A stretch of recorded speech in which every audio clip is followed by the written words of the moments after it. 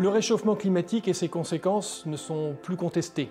Aujourd'hui, beaucoup de faits, beaucoup d'éléments, beaucoup de rapports viennent démontrer à quel point il est d'ores et déjà engagé.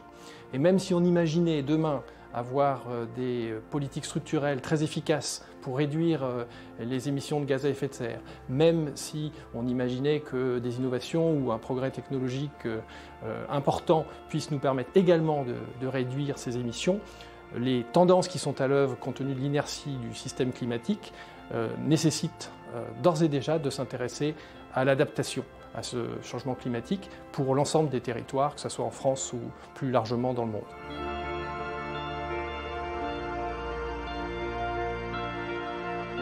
Le réchauffement climatique ne concerne pas que le reste du monde.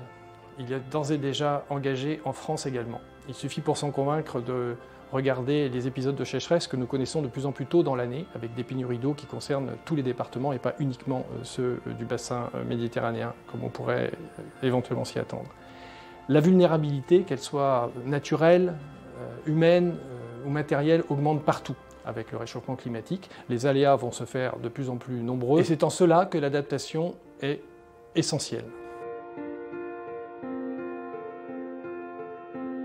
Donc il y a évidemment des territoires, déjà aujourd'hui en France, par exemple le territoire des Watringues, qui est un territoire poldérisé au nord de la France, près de Dunkerque, où ce sont des sujets d'une grande actualité.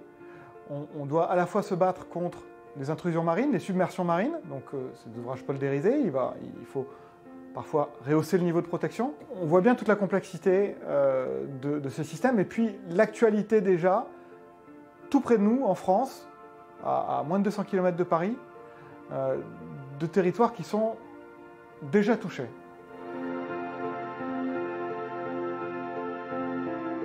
C'est des sujets sur lesquels on a besoin de partenaires. La situation elle nous invite à nous dépasser, à aller au-delà de la qualification du risque, de la conception de l'infrastructure face à des risques connus, et pour aller vers la réflexion sur la métamorphose qui est indispensable d'un système urbain, d'une infrastructure de transport, d'une direction territoriale de la SNCF, face à ces aléas. On le sait, les aléas climatiques seront de plus en plus fréquents, de plus en plus violents. Il faut s'extraire des réponses d'urgence vis-à-vis de ces phénomènes-là et y apporter des réponses structurelles, systémiques et durables.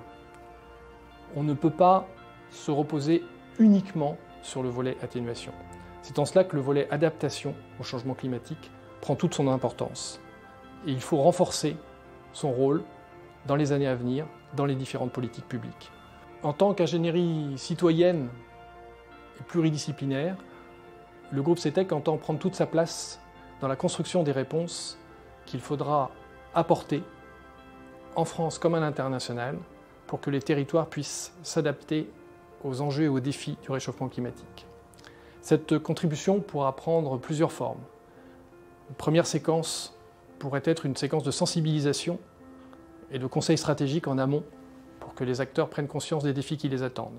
La deuxième séquence pourrait être celle de diagnostic, qu'ils soient thématiques ou plus globaux à l'échelle des territoires pour identifier les actions à engager. La troisième séquence consistera à établir, construire des plans d'action concrets, hiérarchisés, pour que l'on puisse justement apporter des réponses sur le terrain. Et puis la quatrième séquence sera le suivi de l'exécution, de la construction de ces réponses opérationnelles, avec évidemment la mesure de leur efficacité dans le temps. Cette offre de services relative à la résilience des territoires s'inscrit comme l'un des axes stratégiques déclinés par le groupe CETEC dans son document Transition 2025.